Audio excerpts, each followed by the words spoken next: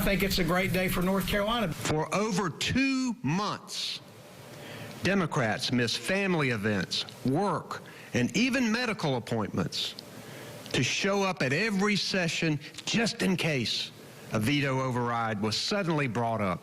Look, if they didn't want to pass, all they had to do was show up for work. Today, Republicans waged an assault on our democracy.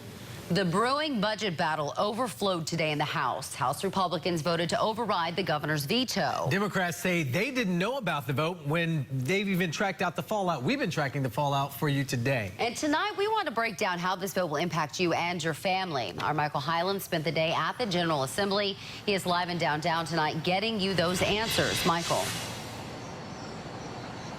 This whole thing caught a lot of people here by surprise today, and I had a chance to talk to some people directly affected by this vote about what it means for them. How dare you, Mr. Speaker! A surprise vote to override Democratic Governor Roy Cooper's veto of the state budget. If I see an opportunity to override this budget, this veto, I was going to take that vote. That's Republican House Speaker Tim Moore talking about his decision to move forward with the vote, even though many Democrats were under the impression it wouldn't happen Wednesday morning. Most of them didn't even show up. State Representative Garland Pierce told me he was at a 9/11 commemoration in Hope County when it happened. And people fighting for freedoms and all goes on, and then for you to pull something like this on 9/11, people will remember that. After the vote, educators like Anna Grant and Todd Warren rushed to Raleigh to see if the Senate would do the same thing.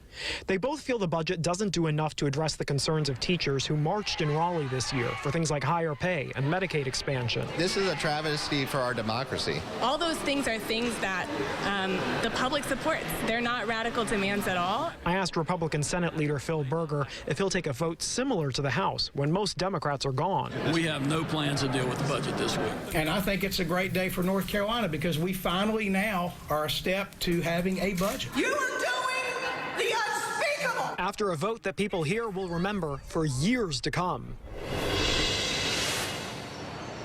Speaker Moore told me if Democrats had walked off the floor this morning, he would not have been able to move forward with the vote because not enough representatives would have been there.